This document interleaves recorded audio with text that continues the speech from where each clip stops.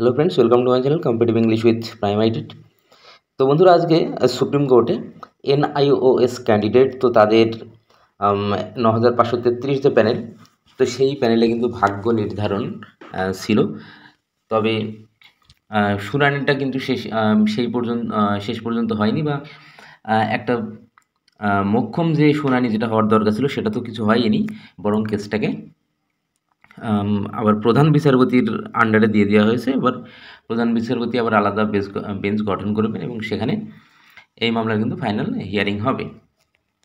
তবে এখানে বেশ কিছু গুরুত্বপূর্ণ বিষয় কিন্তু উঠে এসেছে। প্রথমত, পর্ষদ আজকে একটা সাবমিশন কিন্তু দিয়েছে, সেটা এনআইওএস যে ক্যান্ডিডেট তাদের বিপক্ষে। যে এনআইওএস ক্যান্ডিডেট তাদেরকে কেন পর্ষদ 2022 যে রিক্রুটমেন্ট সেখান থেকে দূরে রেখেছে, তো এ বিষয়ে আসবো। এছাড়া এই যে মামলা, এই মামলাটার যে পরবর্তী ডেট, হিয়ারিং ডেট, সেটা আবার কবে। তো দেখো, তো আমি আগে একটু পরবর্তী ডেটটা বলে দিই, তারপরে আমি পর্ষদের যে সাবমিশন, তো সেখানে আসবো। এবং এখানে এই যে পর্ষদের সাবমিশন, এটা কিন্তু একটা অবাক করার মতো সাবমিশন, মানে জাস্ট সত্যি অবাক করার মতোই। তোমরা শুনলেও, আমি যখন বলবো বিষয়টা, তোমরা অবশ্যই বুঝতে পারবে যে কেন আমি এটা অবাক করা একটা সাবমিশন বলছি।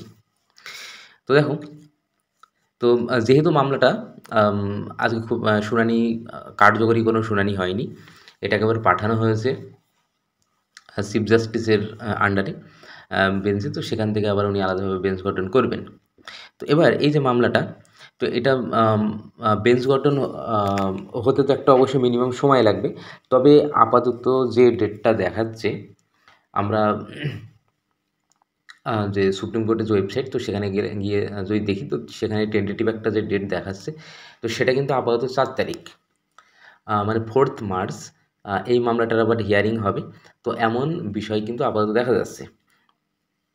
তো এটা কজ লিস্ট না আসা পর্যন্ত বলা সম্ভব না যে 4 তারিখে হবে কি না, কারণ এটা একটু সময় সাপেক্ষ ব্যাপার, কারণ আলাদা আবার বেঞ্চ গঠন করবেন প্রধান বিচারপতি, তারপরেই কিন্তু এটা ঠিক হবে। আচ্ছা, এবার আমি আসি মেন বিষয়ে। আচ্ছা, আরেকটা বিষয় বলে দিই, আমি গতকালই কিন্তু ভিডিও আপলোড করেছি যে এনআইওএস যে ক্যান্ডিডেট, তো তাদের পক্ষ থেকে একটা প্রেয়ার কিন্তু রাখা হয়েছে মহামান্য সুপ্রিম কোর্টে। এবং সেখানে তাদের যে প্রেয়ার, সেখানে কিন্তু তারা মোট কিন্তু 5টা প্রেয়ার তারা রেখেছে, 5টা পয়েন্ট রয়েছে সেই প্রেয়ারে। তো সেই ভিডিওটাও কিন্তু আমি গতকাল দিয়েছি, তো তোমরা চ্যানেলে গেলে কিন্তু সেটা দেখে নিতে পারবে। তো দেখো, তো আজকে পর্ষদ এনআইওএসদের বিপক্ষে যে সাবমিশন দিয়েছে, তো সেটা বেশ বেশ একটা ব্যাপার রয়েছে, তো সেটাকে আমি সামারাইজ করে খুবই ব্রিফলি আমি বলার চেষ্টা করছি।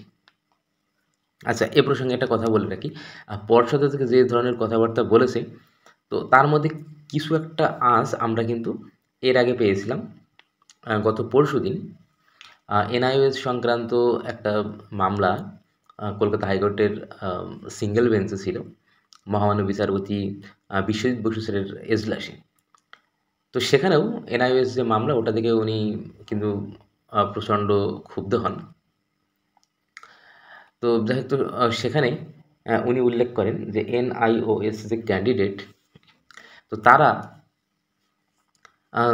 যে এই যে 18 মাসের যে ডিএলএড তারা যে সেটা করেছে, তো তারা যেখান থেকে করেছে সেটা কোনো একটা বেসরকারি, কোনো একটা হয়তো শিক্ষা প্রতিষ্ঠান হতে পারে।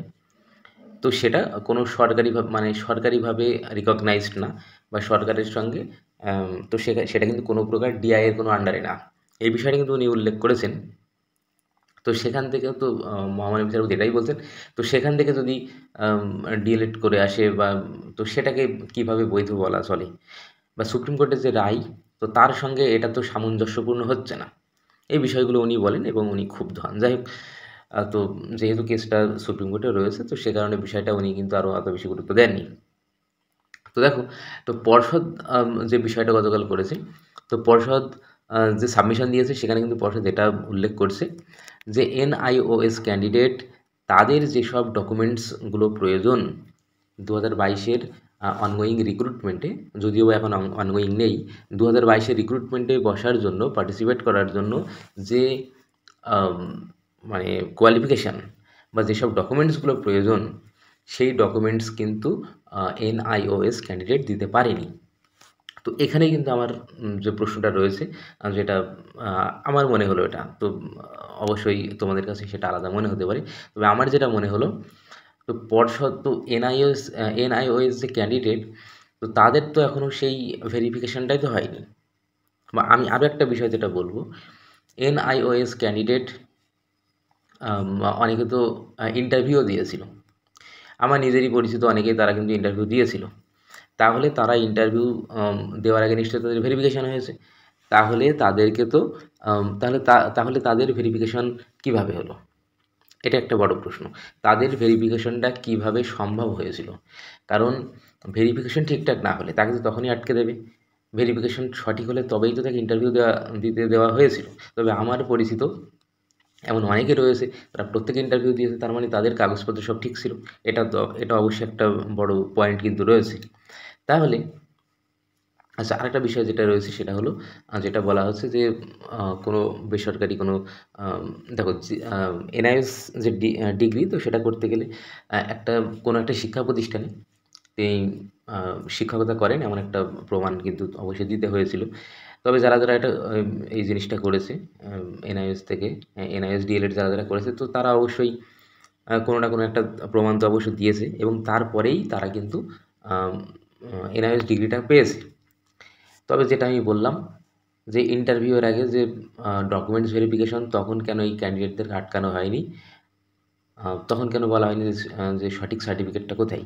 নিশ্চয়ই সঠিক সার্টিফিকেট পেয়েছিল বলেই তাদেরকে ইন্টারভিউ দিতে দেওয়া হয়েছিল। যাই হোক, এটা বিষয়। আচ্ছা, আরও একটা বিষয় যেটা পর্ষদের পক্ষ থেকে উল্লেখ করা হয়েছে সেটা হলো, যে সময়টা বেঁধে দেওয়া হয়েছিল 2017 সাল, সেই বিষয়টা কিন্তু এখানে উল্লেখ করা নেই পর্ষদের সাবমিশনে।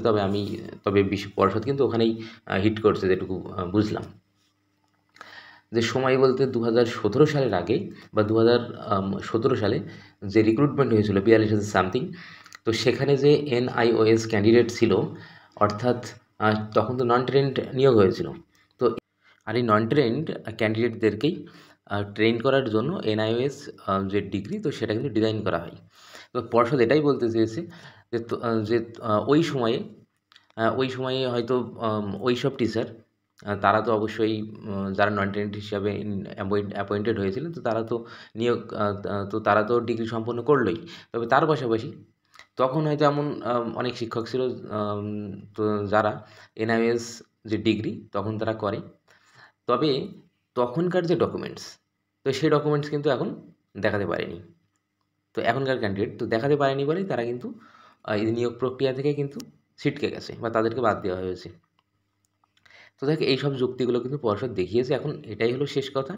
তো আমি যেটা বললাম, এর আগে পূর্বে উল্লেখ করলাম যে ইন্টারভিউয়ের সময় NIOS ক্যান্ডিডেট তো ইন্টারভিউ দিয়েছে, তাহলে ইন্টারভিউয়ের সময় তাদেরকে কেন আটকানো হয়নি? আগে ভেরিফিকেশন হয়, ডকুমেন্টস ভেরিফিকেশন, তারপরে তো ইন্টারভিউ হয়, কিন্তু তারা ইন্টারভিউ দিয়েছে, তার মানে তাদের ডকুমেন্টস আছে।